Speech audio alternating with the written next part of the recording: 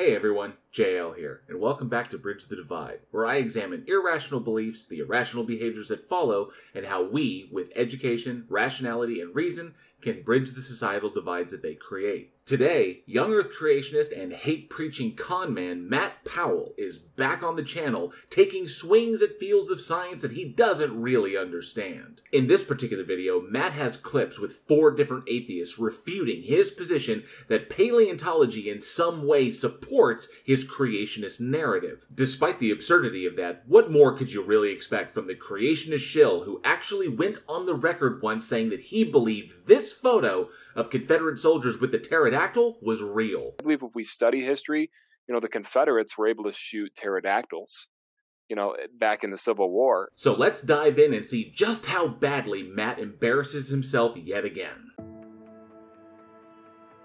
Matt, I think you're an evil person. Given the predatory lies he tells his followers, his dismissive positions to human tragedy, and of course his creepy glorification of Kent Hovind, this is an understatement for sure. The video that I commented on yesterday was filled of lies. You have no proofs for your claims. Preaching to the choir, brother. You're only trying to fool people to believe the Bible that dinosaurs lived together with humans. You're cherry picking, you're turning facts around, and you refuse to see facts. Oh, come on. Matt Powell wouldn't know a fact if it bit him in the ass. He has been consistently called out for espousing some of the most ignorant, hate-filled, bigoted, illogical nonsense this side of the Old Testament. And his behavior is most egregious when he's yammering lies about fields of science that he knows nothing about. So evolutionists love to use dinosaurs to try to disprove the Bible and disprove young earth creationism. Ah, there's Dunning-Kruger poster boy himself. And once again, he's top left wrong. Ignoring that whole evolutionist dog whistle, no, Matt. While people who do understand that evolution is a fact often point out that it contradicts the creationist narrative, these same people do not claim that dinosaurs alone refute the Bible. And explaining this is pretty simple, Matt, so be sure to engage your auriculares. While tradition credits Moses as being the author of Genesis, biblical scholars have debunked this by tracing its authorship to around the 6th century BCE. The human historical record has what we now know to be fossils being recorded as far back as the 6th century as well, but it wouldn't be for another 1,000 years before humans really understood what they were. And since the authors of the creation account in the Bible had no knowledge of dinosaurs, it logically follows that dinosaurs would not be mentioned in the creation account. Which is problematic for the Bible if it is the inspired word of God as Christians claim it to be. That is, of course, before they start trying to special plead their way out of God's apparent inability to communicate effectively with its creation. Puny God. And they will use God's own creation against him. Matt, that's a positive claim that you have yet to back up. Please demonstrate how you know it to be true without resorting to your usual argument from incredulity. And by the way, Matt, if your God is so perfect and powerful and all-knowing, it would stand to reason that when it inspired the Bible, it would have made mention of some of this stuff. Seeing as how it would have known infallibly that the theory of evolution and dinosaurs would have been such a grievous stumbling block to its narrative in the future. But one of the things that I think is important to share with people and with your children and with your loved ones that believe in evolution. Of course you want to teach kids this crap. It's so much easier when they're impressionable and their parents are too ignorant to know to stop you. And once again, Matt, it's not just a belief, it's knowledge. We know it to be a fact. Because the model of evolution accurately represents and makes accurate predictions about reality and has explanatory power. Your God, however, does not. Just because you refuse to understand this is not our problem. You teaching this bullshit to kids, however, is the fact that we actually find soft tissue from dinosaur bones. Misrepresenting the work of paleontologist Mary Schweitzer again? Who'd have guessed? And wait a minute, Matt. You do know that Dr. Schweitzer is not a young earth creationist, right? She abandoned fundamentalism and creationism when the irrefutable evidence for evolution was laid out before her. We find collagen, we find blood cells with hemoglobin still in the blood. In 2005, Mary Schweitzer reportedly found preserved collagen fibers in the fossilized leg bone of a Tyrannosaurus rex. And in another fossil, she reported that she had discovered the preserved remnants of what she thought was heme, the precursor to hemoglobin, and what appear to be the microstructures of blood vessels. At the time that she published her articles, it was pretty huge stuff, and it sent the world of paleontology into a frenzy. And despite the huge advances that Schweitzer may have made in paleontology, a number of fellow scientists have pointed out some very serious problems with her work. These include a number of false positives, misidentifications, and misassignments. But the worst is probably that no other lab has been able to replicate or independently confirm her findings. All in all, the jury is still out on Schweitzer's work, which is why she is still out in the field today, working to find the evidence to try and either prove or disprove her conclusions. But in spite of all of this readily available information, Matt would have his followers believe that what Schweitzer found in those fossils was collagen fibers, heme, and microstructures as they would be found in a living organism. And he, of course, would be lying his ass off to further his creationist narrative. And he does this by completely misrepresenting everything about Schweitzer's work. If concluded to be true, all Mary Schweitzer's work does is demonstrate that the field of paleontology doesn't know everything there is to know about the fossilization and preservation process, and that decay rates have a much wider variability than initially thought. And we already knew that organic decay rates had a wide variability rate depending upon circumstances, and a great example of this is this sleepy guy, the Tolland Bogman. We already knew that human tissue decays very rapidly after death, and that if left to the elements, a body can be reduced to a skeleton in as little as a month. But this poor human sacrifice went into the bog over 2,000 years ago, demonstrating a difference of over 25,000% in decay rates. So when it comes to Schweitzer's T-Rex and Hadrosaur fossils, she concluded that microscopic organic structures once thought too fragile or too quick to decay could actually be preserved given the right parameters. And the mechanism that she proposed behind this rare form of preservation was iron cross-linking, which is explained in detail in the paper that she and her team published. Link to that in the description. In short, Schweitzer is only trying to do what all scientists are trying to do: improve upon the understanding of the field. We also find DNA, dinosaur DNA.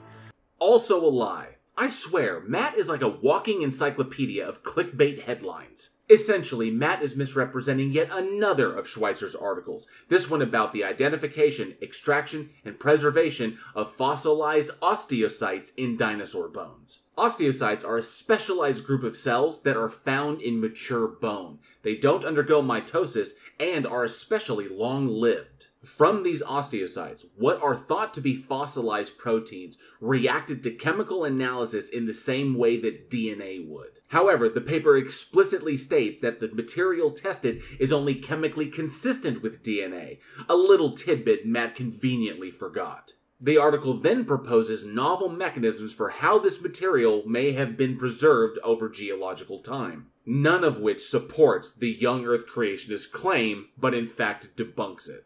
And so these are all things that should have deteriorated if they died out 65 plus million years ago. They normally would have, and it's what we expected before Schweitzer's discovery proposed the possibility that while rare, it's not always the case. Yes, science! And so we're finding soft tissue and DNA inside of duck-billed dinosaurs. We're finding it inside of T-Rexes with Mary Schweitzer's discovery in 2005 and in 1990. This is why so many people dislike you, Matt. It's not because you're ignorant of science. It's because it is obvious that you are misrepresenting other people's work and you're doing it to manipulate your audience. They don't like you because you're nothing more than a shadow of fellow predatory huckster Kent Hovind. These discoveries literally prove beyond any shadow of doubt that these creatures died recently and not millions of years ago, because organic material can only last a maximum of about 10,000 years before it will deteriorate. Nope. And for your information, Matt, Mary Schweitzer readily acknowledges that the fossils she worked on were between 65 and 68 million years old. She knows this because the methodology by which we date dinosaur fossils has been demonstrated to be accurate and is readily understood by paleontologists. And organic tissue can remain preserved for much longer than 10,000 years. The oldest known bog body ever found was the skeleton of this chap, found in Denmark and dating back to the Mesolithic period, roughly 8,000 BCE. And then there's the fleshed body of Cashel-man, dating back to 2000 BCE. Left undisturbed, it's estimated that these bodies would have remained in their preserved states for thousands of more years. Now, evolutionists will go running to preservation. They think that preservation techniques are the reason that the dinosaur DNA, or blood with hemoglobin in the cells, didn't deteriorate for millions and millions of years. Firstly, Matt, understanding fossilization is not even remotely related to understanding the theory of evolution. Stop conflating the two. It's dishonest. There is evolutionary biology and there is paleontology, two completely different fields. Secondly, it's not a requirement to be an atheist to work in either of those fields. There are scores of evolutionary biologists and paleontologists who are also Christian. They just happen to be intellectually honest in regards to the evidence. That, and they recognize the fact that God and evolution are not mutually exclusive concepts. I honestly don't understand how you yourself haven't figured this out, Matt, when over 70% of your fellow Christians have. And they think that somehow there was preservation that took place. Not somehow, there was. But if I was to take dinosaur soft tissue, or DNA, and put that DNA inside of an airtight jar, and take that airtight jar and put that in another airtight jar, and then take that airtight jar and put that in another airtight jar, and in another airtight jar and another airtight jar.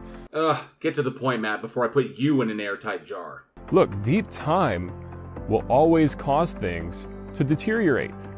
Interesting. And by the way, Matt, are you going to explain to your audience exactly what deep time is? I'm guessing he won't, and he's just using the term because it sounds cool and mysterious and sciencey to him. And one of the reasons that we know that these dinosaurs were buried in the recent past is because they contain soft materials inside the bones. In fact, there are 16 types of bioorganic materials that should have degraded if deep time evolution were true.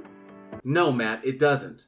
Primarily because you don't understand what exactly you're talking about. The term deep time was coined by legendary non-fiction writer John McPhee. He applied it to the concept of geologic time in his book Basin and Range, published in 1981. The modern concept entails huge changes over the age of the Earth, which has been determined to be about 4.5 billion years. So on the surface, it sounds like Matt is using the geologic term to expound upon the vast stretches of time that evolution has taken place over. But when you fully understand Matt's position, what he's actually doing is subtly referring to the fossil record without actually committing to it. And that's because Matt knows that the fossil record is not the best evidence for evolution, and he would be called out for attacking it directly. The best evidence for evolution is, of course, microbiology, biogeography, morphology, and direct observation. The fossil record is really best for helping to confirm predictions made by the application of that better evidence, which is precisely how we found Tiktaalik.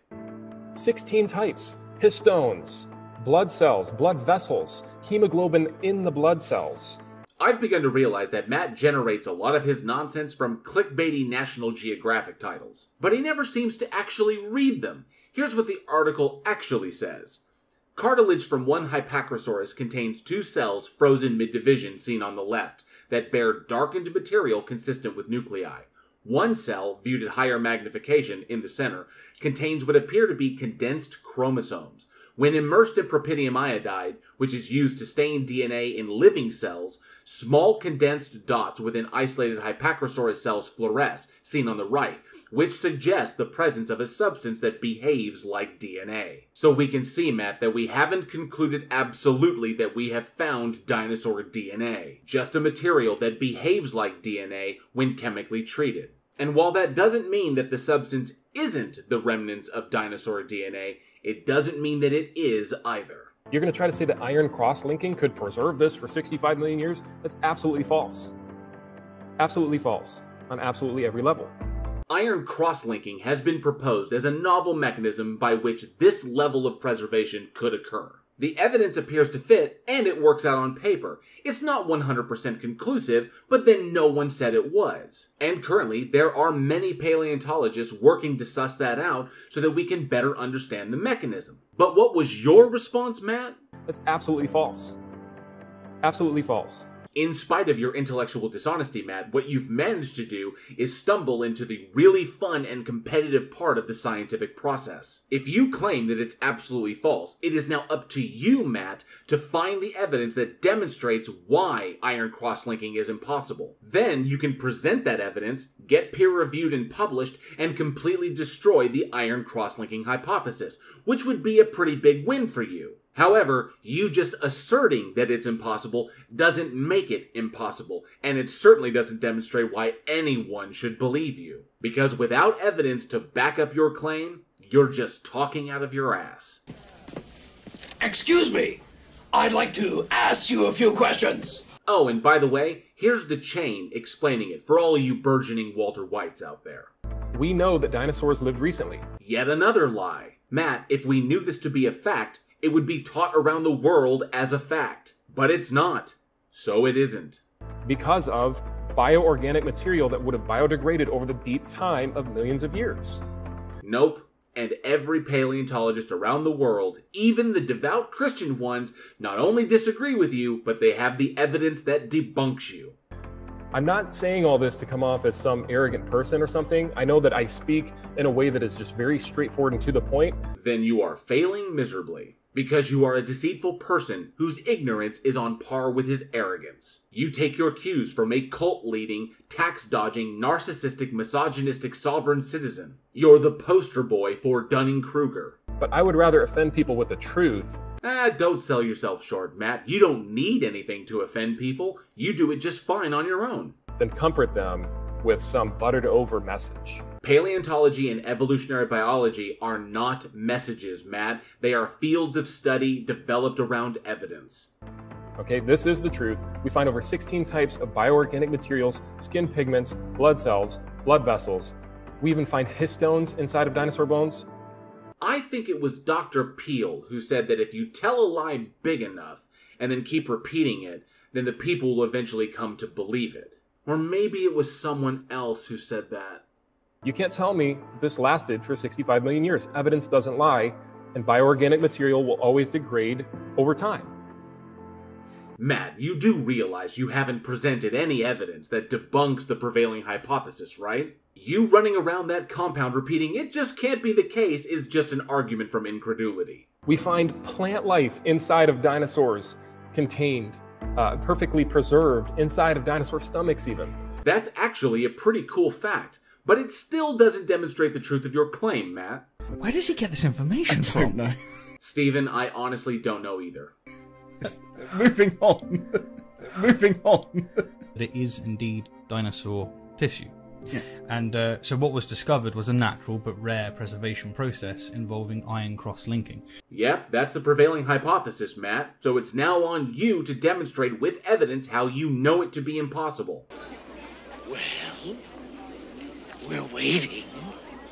You're going to try to say that iron cross-linking could preserve this for 65 million years? That's absolutely false. Yes, Matt. Actually, iron in the blood is the key here. You can't run to preservation. I find it kind of interesting that when Matt was editing this video, he decided to cut off what Reese was saying right after that. Likely because he goes on to explain why Matt is full of shit. Yes, Matt. Actually, iron in the blood is the key here. We know that it can cause the cross-linking preservation process. Yep. In fact, if he were to check out Mary Schweitzer, you know, the person whose images he's got on screen, you know, his source of this, I suppose. And arrogantly dismissing. Yeah, so the person that he's referencing, if he checked out her work, he'd realise that she discovered this iron preservation process in the dinosaur bones. Yeah. I guess deception just isn't your game, Matt.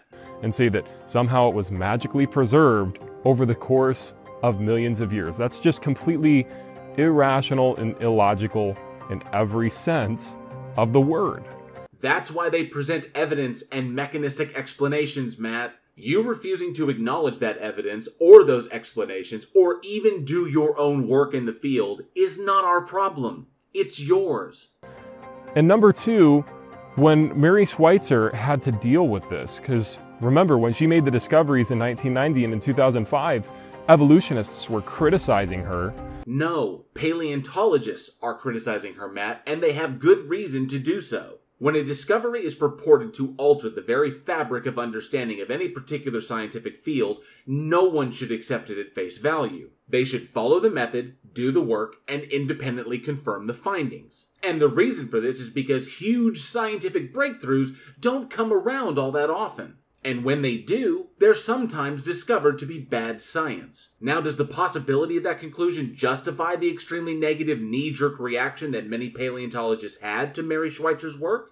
I personally would argue no, that such an out-of-hand dismissal was both ego-driven and intellectually bankrupt. But I can certainly understand why it happened. In short, it's all part of the scientific process, and while sometimes it can get ugly, we try to keep it as clean as possible. But what's really strange, Matt, is that you continue to cite and misrepresent the work of a Christian paleontologist who has in the past gone on the record about young Earth creationists misrepresenting her work to fit their own agendas. In fact, the following was taken from an interview that Mary Schweitzer gave for the website BioLogos in 2014. One thing that does bother me, though, is that young Earth creationists take my research and use it for their own message, and I think they are misleading people about it. Pastors and evangelists who are in a position of leadership are doubly responsible for checking facts and getting things right, but they have misquoted me and misrepresented the data. They're looking at this research in terms of a false dichotomy, science versus faith, and that doesn't do anybody any favors. So the question is, Matt, why do you and virtually all other young Earth creationists continually cite Mary Schweitzer's work, yet misrepresent her conclusions? Why do you keep misrepresenting your fellow theist? And even worse, why do you think your audience is so dumb that they wouldn't see that? And saying that she needed to come up with a mechanism for how these things lasted for 65+ million years. Which she did, as explained in the article I cited earlier. Weirdly, that's where Matt abruptly cuts off the video in which he repeats a bunch of incredulous claims, misrepresents the life's work of a fellow theist, and provides zero evidence to support anything that he's proposed. While I seriously doubt that Matt or Kent will respond to this, not that anything that they could possibly say would be worth a damn after watching the bloodbath of McKinnon's Hovind documentary, but if they do, I want to know just how the hell they reconcile such lies and misrepresentation, and of a fellow Christian no less. So Matt, seeing as how I've exposed your lies right here, and in Mary Schweitzer's own words, let's see if your God gave you the stones to actually respond. Otherwise, you're just another lying con man with hateful, bigoted, ignorant views, and with our help, your followers will begin to see that. I imagine their lives, and not to mention their wallets, will be all the more enriched for it. Thank you all for watching. I hope you enjoyed the video, and if you did, please like, share, and subscribe, and hit that bell for notifications. And be sure to leave a comment below. I really enjoy reading your responses, and those interactions help with the dreaded algorithm. Don't forget, May is Mental Health Awareness Month. A link on how to support those efforts is down in the description. And if you love scary movies, be sure to check out me and my filmmaker friends over at the Week in Horror podcast, now in our 3rd season. Everything you need to become a channel member here, get yourself some official Bridge the Divide swag, or support the podcast is in the description below. Once again, thank you all so much for your continued support. And as always, be safe, be excellent to each other, and together, we can bridge the divide.